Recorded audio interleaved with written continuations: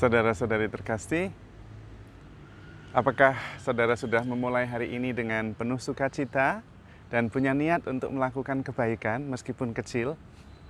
Semoga Tuhan memberkati niat baik saudara.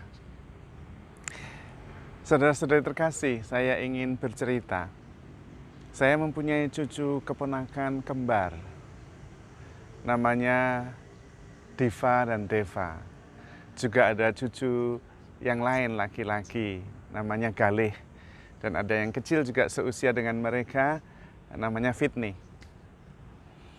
Suatu ketika saya mengajak mereka untuk jalan-jalan.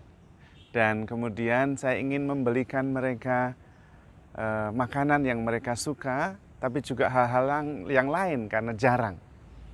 Dan saya mengajak mereka pergi ke Indomaret. Dan saya bilang kepada mereka, silahkan kalian membeli apa yang kalian suka. Silahkan ambil. Nanti Eyang Romo yang bayar. Dan mereka senang sekali. Mereka pergi ke jalan dan masuk ke Indomaret. Dan mereka bingung karena ada begitu banyak pilihan.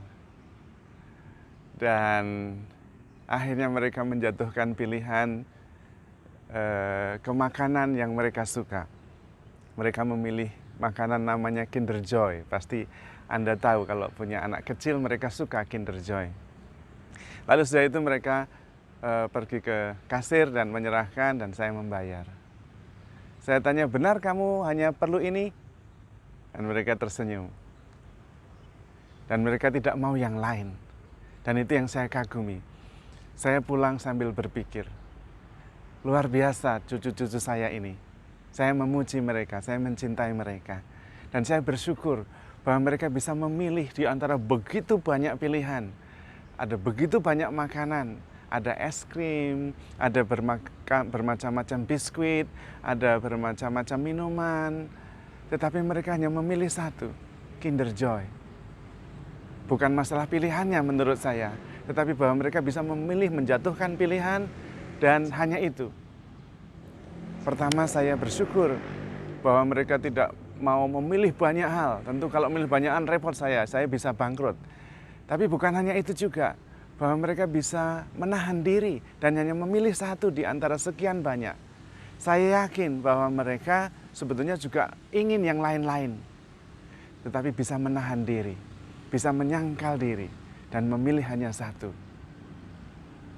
Saya sungguh-sungguh merenungkan hal itu. Tetapi kemudian saya mengerti, karena itu seperti hidup kita, ada begitu banyak pilihan, dan kadang-kadang kita bingung mau milih yang mana. Tapi saya belajar dari cucu-cucu saya, mereka hanya memilih satu, yang paling mereka suka. Pertama, mungkin kalau kebiasaan memilih banyak, nanti kemudian dia sudah terbiasa, tapi dalam hidup sehari-hari mereka tidak biasa, dan tentu menjadi kecewa, tidak bisa memenuhi keinginannya yang banyak. Yang kedua, karena dia hanya memilih satu, dia bisa menikmati itu sungguh-sungguh. Karena itu satu-satunya yang dia pilih. Dan karena itu dia bisa menikmati dan merasakannya secara penuh, full. Saya membayangkan kalau mereka juga memilih selain satu makanan itu, memilih juga makanan lain yang mereka suka, mereka kadang-kadang mau makan yang mana dulu.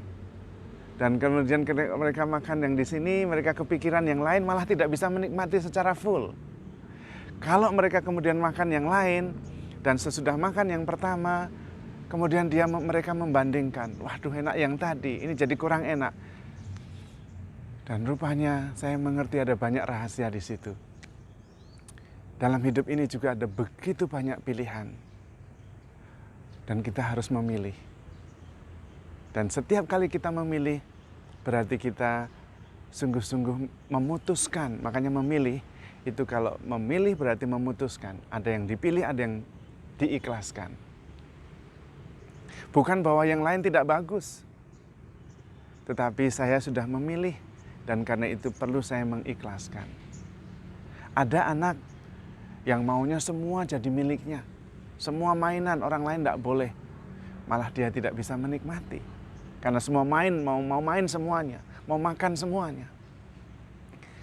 Saya sendiri juga kalau kita pergi ke rumah makan, diajak makan, kalau ada begitu banyak pilihan makanan saya malah bingung. Tapi kalau makanannya cuma itu satu-satunya, siang hari, pas lapar, waduh enak sekali dan tidak perlu yang lain. Maka saudara-saudari yang terkasih, sebetulnya dalam hidup juga kita perlu memilih apa yang perlu. Tidak perlu banyak-banyak, karena malah kemudian kita tidak bisa menikmati. Memang salah satu yang aneh dari psikologi kita adalah ketika kita mempunyai, kita kehilangan. Maksudnya gimana? Dulu sebelum mempunyai HP, ketika belum punya, pengennya punya. Tetapi sudah beli HP, sudah pakai, rasanya sudah tidak punya. Ketika ada iklan HP yang baru, yang lebih baik, yang saya punya seperti tidak berarti, pingin lagi yang lebih baik. Atau sudah punya rumah, sebelum punya rumah itu rasanya pingin sekali punya rumah. Sederhana enggak apa-apa, yang penting punya sendiri. Kecil enggak apa-apa, yang penting punya sendiri. Pada awalnya punya rumah senang sekali, dibersihkan, selalu dirawat dan sebagainya. Lama-lama seperti sudah biasa, tidak merasa punya lagi. Pingin rumah yang lebih besar, yang lebih mewah, tidak merasa bahwa yang sekarang ini sudah cukup. Dan seringkali kita seperti itu. Ketika kita belum punya mobil, rasanya pengen sekali punya mobil. Begitu punya mobil, dirawat, senang dan sebagainya, tapi berjalannya waktu, belum sungguh-sungguh lama, ada mobil yang baru. Seolah-olah yang saya punya itu sudah tidak berarti. Saya sudah kehilangan. Begitu kita mempunyai, kita kehilangan. Jangan-jangan yang sudah menikah juga begitu. Sebelum menikah, punya suami itu luar biasa, punya istri itu punya luar biasa. Begitu menikah, bulan madu bahagianya luar biasa. Tetapi sesudahnya, meskipun punya istri seperti tidak punya istri. Meskipun punya suami seperti tidak punya suami. Begitu kita mempunyai, kita kehilangan. Maka di dalam relasi suami istri, seringkali ada istilah love and desire. Mencintai tetap, tetapi juga harus tetap menjaga desire. Supaya kita tetap bukan hanya memiliki, tetapi juga menginginkan. Ketika kita sudah memiliki, ya tidak menginginkan lagi karena sudah punya, sudah dimiliki. Dan itu juga salah satu rahasia. Begitu kita mempunyai, kita kehilangan. Karena itu kita diminta memilih, supaya kita bisa sungguh-sungguh menikmatinya. Karena itu juga Yesus mengajarkan kepada kita supaya simplify your life. Supaya kita sungguh-sungguh fokus. Carilah dahulu kerajaan Allah, yang lainnya akan ditambahkan kepadamu. Bukan yang lain tidak penting. Tetapi kita supaya bisa memilih mana yang terpenting, yang kita sungguh-sungguh bisa berkembang olehnya. Karena memang dalam dunia ini ternyata tawarannya begitu banyak. Dan tidak semuanya penting. Seolah-olah semuanya itu sungguh-sungguh berarti. Tidak seperti itu. Dan makin lama kehidupan kita ini makin rumit. Bukan makin sederhana. Makin banyak hal yang kita tidak bisa hidup tanpanya. Dan itu berarti kita semakin tidak bebas sebetulnya. Dulu saya masih ingat, mungkin tahun 99.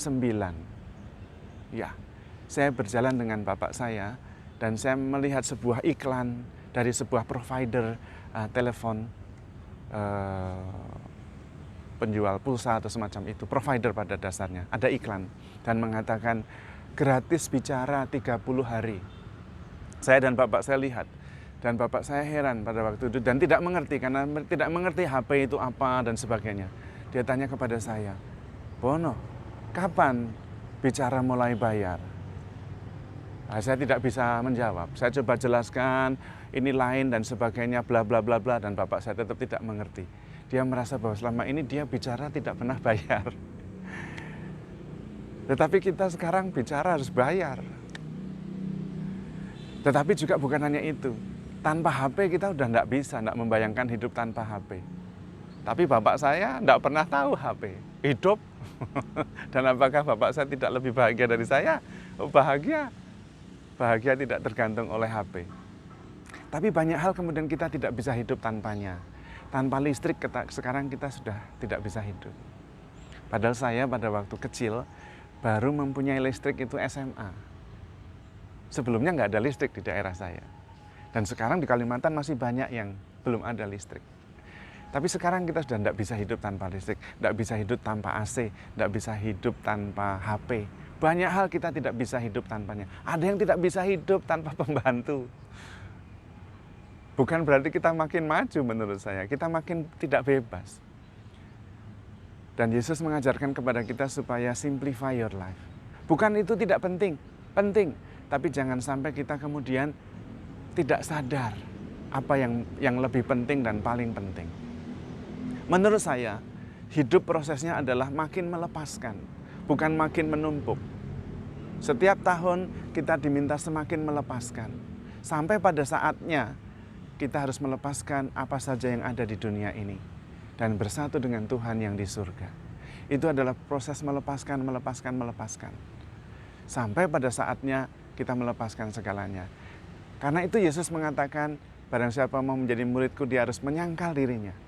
Nah, menyangkal diri, ini adalah proses melepaskan. Supaya pada akhirnya ketika kita harus melepaskan, kita melepaskannya dengan ringan. Tidak terus berpegang pada sesuatu yang ada di dunia ini. Kalau kita tidak siap, tidak pernah mengatakan cukup, ketika kita harus melepaskan segalanya, kita akan kesulitan. Maka proses alami kita diajari oleh Tuhan. Sebetulnya yang alami yang melepaskan itu, bukan yang mengumpulkan. Kalau yang mengumpulkan itu dasarnya karena kekhawatiran. Khawatir kalau tidak punya ini nanti bagaimana, khawatir kalau tidak punya itu gimana. Tetapi secara kodrati alamiah kita diarahkan dan dituntun supaya makin melepaskan. Ketika Anda memilih pasangan, itu berarti Anda melepaskan pilihan yang lain. Pilih satu. Ketika Anda bertambah umur, sebetulnya bukan bertambah umur, tapi harus mengikhlaskan hari-hari yang sudah berlalu. Ketika Anda bertambah tua, Anda harus mengikhlaskan masa muda. Ketika Anda pensiun, Anda harus mengikhlaskan semua karya Anda. Ketika Anda sakit, Anda harus mengikhlaskan kesehatan Anda. Jadi prosesnya justru adalah melepaskan. Karena itu semua agama besar mengajarkan kepada pemeluknya untuk berdonasi, beramal, menyumbang. Bukan hanya masalah berbuat baik dan menyumbang, tetapi melatih mengikhlaskan, melatih melepaskan. Karena pada saatnya kita harus melepaskan segala-galanya. Jangan mencengkeram terus apa yang ada di dunia ini. Karena bukan untuk itu kita diciptakan. Kita harus berani memilih dan melepaskan yang tidak penting. Juga ketika kita bertambah umur contohnya. Akhirnya teman-teman kita juga makin sedikit. Karena kita mulai mengikhlaskan yang lain. Yang memang secara natural, kodrati, alamiah tidak cocok. Tetapi juga kemampuan kita memperhatikan lama-lama makin berkurang. Bukan yang lain tidak penting, tetapi seperti cucu saya masuk ke Indomart. Dia tidak bisa menikmati semuanya. Dia hanya memilih salah satu, karena itu yang paling masuk akal.